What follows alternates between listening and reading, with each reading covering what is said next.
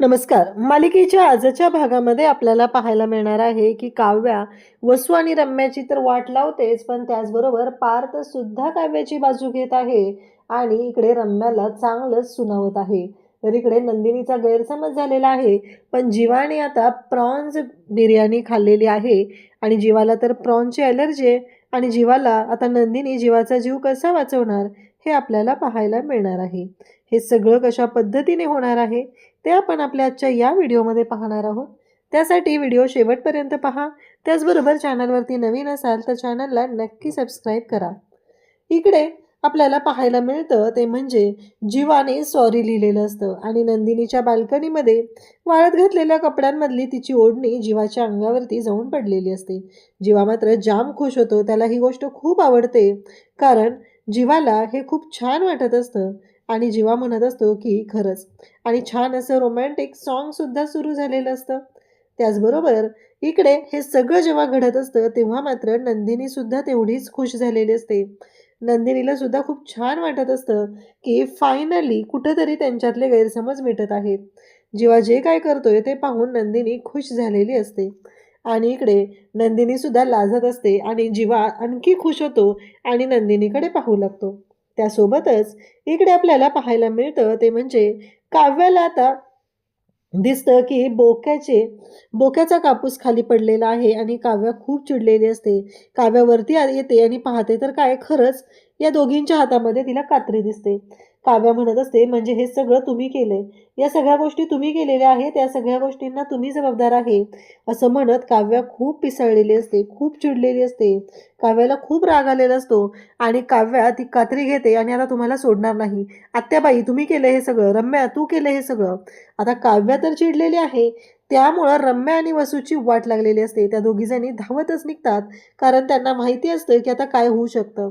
म्हणून दोघीजणी धावत सुटलेले असतात आणि तेव्हा मात्र इकडे पार्थ आणि मानिनी सुद्धा त्यांच्या मागे पळत असतात, कारण हे जे काय घडत असतं ते एवढं विचित्र असतं की कोणाला विश्वासही बसणार नाहीये. पण काव्या मात्र हे करू शकते हे पार्थला चांगलंच माहिती होतं.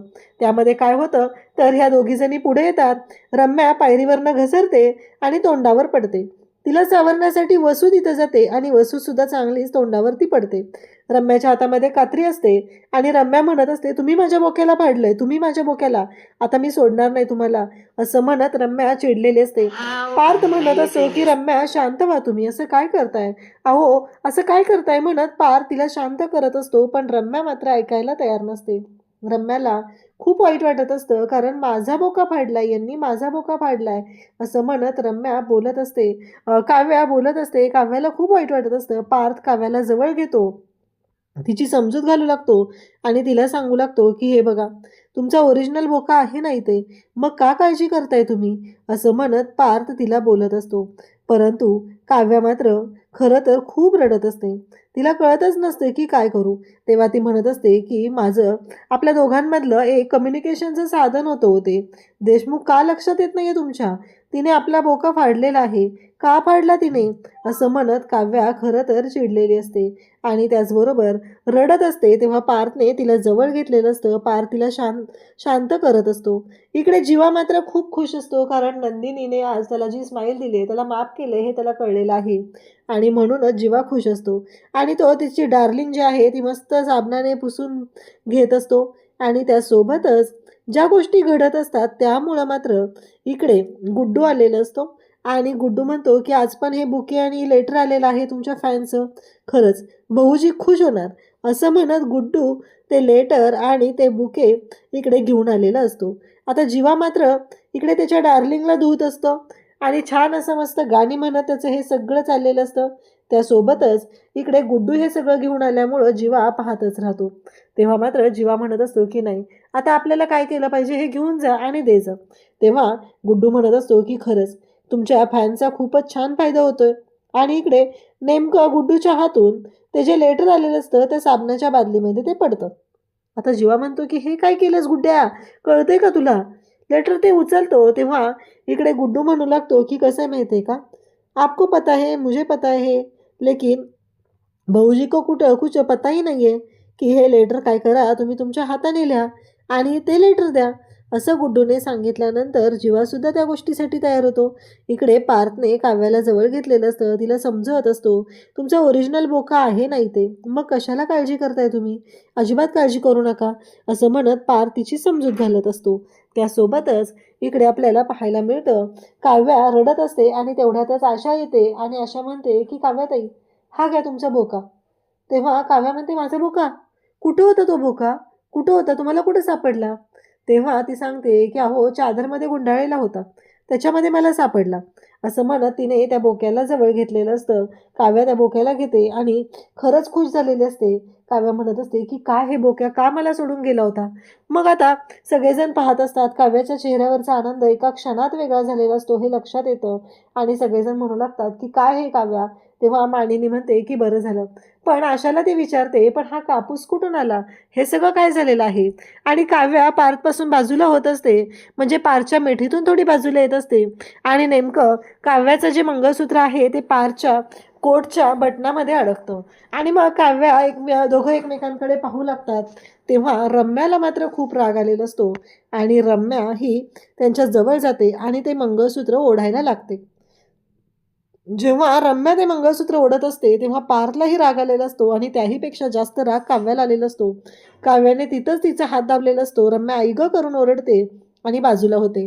काव्या तिला म्हणू लागते की एक गोष्ट लक्षात ठेवायची, आज तू माझ्या मंगळसूत्राला हात लावलेला आहे तो शेवटचा, यानंतर पुन्हा प्रयत्नही करायचा नाही, लांब राहायचं माझ्यापासून, अजिबात मी ऐकून घेणार नाही, असं म्हणत काव्याने तिची चांगलीच आता तिची वाट लावायला घेतलेली असते. रम्याला तिने बाजूला ढकललेलं असतं आणि सांगितलेलं असतं, पुन्हा माझ्या जवळपासही फिरकायचं नाहीये, जे तुझं नाहीये त्याच्यावरती अधिकार अजिबात गाजवायचा नाही. हे मंगळसूत्र माझं आहे, पार देशमुख माझे आहेत, नवरा माझा आहे, एवढं लक्षात ठेवायचं. या पद्धतीने काव्या तिला बोलत असते. आता मात्र काव्या आशाकडे जाते आणि आशाला म्हणते, आशाताई, आज तुम्हाला काय पाहिजे ते मागा, तुम्ही जे मागाल ते द्यायला मी तयार आहे. तेव्हा मात्र आशा म्हणते की काही नको, तुम्ही दोघं जण सुखाने संसार करा, एवढंच मला पाहिजे आहे, असं आशाताई सांगू लागतात. त्यानंतर आता आशाताईंना सगळेजण विचारू लागतात की मग हा इथं आलेला कापूस कसला आहे.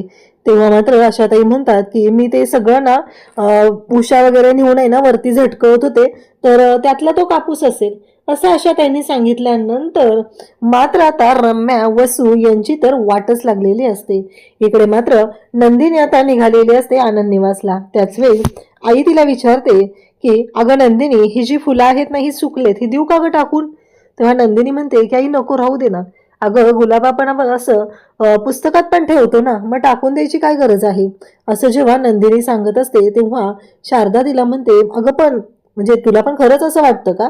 तेव्हा नंदिनी म्हणते, हो ना, म्हणून तर सांगते. तेव्हा शारदा म्हणते, अरे आमच्या वेळेस असं होतं ग, म्हणजे प्रेम गुलाब म्हणजे आम्ही गुलाबाला प्रेमाचं प्रतीकच मानायचो, त्यामुळं ते जपून ठेवायचं. आता तुलाही तसं वाटतं, ही गोष्ट खूप चांगली, म्हणजे लवकरच तुमच्या दोघांचं नातं पुन्हा एकत्र येतात आणि त्याचबरोबर जीवाला तू माफ करून पुन्हा संसाराला सुरुवात सुद्धा करशील, असं इकडे ती बोलत आहे. तेव्हा मात्र इकडे आपल्याला पाहायला मिळतं की काव्याच्या हातात तो बोका असतो आणि मग आशाशी ती बोलत आहे. रम्या वसू तिथं आहे. काव्या खुश झालेली आहे. काव्या म्हणत असते की आशाताई बोला, आज तुम्ही जे मागाल ना ते द्यायची माझी तयारी आहे, तुम्ही सांगा फक्त तुम्हाला काय हवं आहे.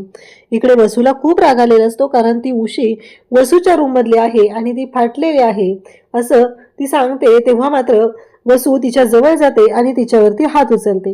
हात उचलल्याबरोबर काव्या तिथे येते आणि काव्या म्हणते, बास, मग अशी रम्याला सांगितलं, आता तुम्हाला एक गोष्ट लक्षात ठेवायची, आत्ता जे झालं ते शेवटचं, पुन्हा जर असं करण्याचा विचार केला तर गाठ माझ्याशी आहे, कारण मी देशमुखांची सून म्हणून सांगत आहे, काव्या पार्थ देशमुख.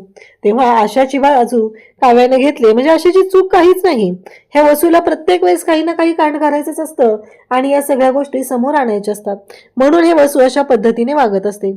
आता मात्र रम्या तिथे येते आणि रम्या काव्याच्या समोर उभी राहते आणि काव्याला म्हणते, बाद झाला काव्या, प्रत्येक वेळेस तू आम्हाला धमकवत असते आणि तुला वाटेल तसं तू करून घेत असते, पण एक गोष्ट लक्षात ठेव, काहीही झालं तरीही आज तुला आम्ही भीक घालणारच नाहीये, कारण तुला वाटत असेल की तू जे काही करतेस त्याच्यामुळे आम्ही तुझं सगळं ऐकून घेऊ, तर अजिबात नाही, तुला वाटतंय तसं होणार नाही. तेव्हा मात्र इकडे ती म्हणत असते की प्रत्येक वेळेस तू तुला वाटतं तसं वागत असतेस आणि आम्ही तुझं ऐकून घ्यायचं आहे, तुझ्या म्हणण्याप्रमाणे वागायचं आहे, मुळातच नाही, असं ती सांगू लागते. तेव्हा मात्र पार्थ तिथं असतो आणि पार्थ म्हणतो, बस झालं रम्या, बस झालं. तिला धमकी द्यायची गरजच नाहीये काव्याला, कारण तुम्ही जे काही केलेलं आहे ते का केलेलं आहे ते तुम्हाला चांगलंच माहिती. आणि काव्या काही खोटं वागलेलं नाहीये. जर मी तिथं आलो नसतो तर नक्कीच तुम्ही तो बोका फाडला असता. मी तिथं आलो म्हणून तो बोका वाचलेला आहे. तेव्हा काव्याच्या हातात बोका असतो आणि त्याचबरोबर काव्या खुश झालेली असते. तेव्हा काव्या म्हणते की आज मी हा बोका सापडल्यावर जेवढी खुश झाले ना, तेवढा माझा खरा बोका माझ्याकडे आल्यानंतर मी खुश होणार आहे, असं काव्या सांगत असते. तेव्हा मात्र मानिनी तिथं असते, काव्याला जवळ घेते. इकडे जीवाने आता वेगळाच गोंधळ घालून ठेवलाय. या गुड्डूच्या सांगण्यावरनं जीवा काहीतरी वेड्यासारखं वागत असतो आणि त्याच्यामध्ये जीवा अडकत चाललेला असतो. आता एकतर नंदिनी एवढी खुश झालेली असते, नंदिनी जीवाकडे भेटायला येत असते आणि इकडे जीवाने जो गोंधळ घातलाय तो म्हणजे नंदिनी पाहते जीवा ते लेटर लिहित असतो. म्हणजेच जीवाने ते लेटर स्वतः लिहितोय आणि तो बुके आणि लेटर पाठवतोय असं आता नंदिनीला वाटायला लागलेलं असतं. नंदिनी मात्र पाहत राहते आणि जीवाला म्हणते, काय आहे तुमचं? आणि इकडे गुड्डू आणि जीवाचं तेच बोलणं चाललेलं असतं की कोणाला सांगायचं नाही, आपलं जे काय चाललेलं आहे त्याबद्दल काही सांगायचं नाही, असं जीवा बोलत आहे. आणि नेमकं ते सगळं बोलणं नंदिनीने ऐकलेलं आहे. गुड्डू तर तिथून पळालेला आहे, पण जीवा मात्र याच्यामध्ये अडकत चाललेला असतो. जीवा नंदिनीला सांगण्याचा प्रयत्न करतो, अगं नंदिनी तसं काही नाहीये, तू ऐकून घे एकदा माझं, असं नको विचार करू तू, अगं मी खरंच सांगतोय.